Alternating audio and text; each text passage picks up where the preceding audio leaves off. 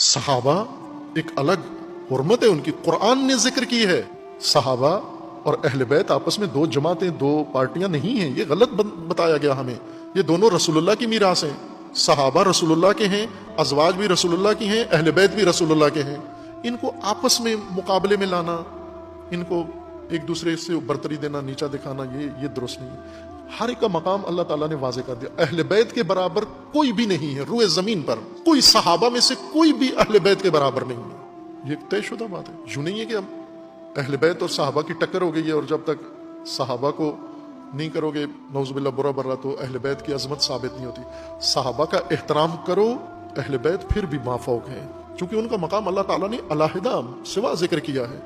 جس طرح آپ باقی نبیوں کا انکار کرو گے تو رسول اللہ کی نبوت ثابت ہوتی ہے نہ، تمام نبیوں کا اقرار کر کے ایمان لائیں گے، پھر ان سب پر رسول اللہ کی عظمت ثابت ہوتی ہے۔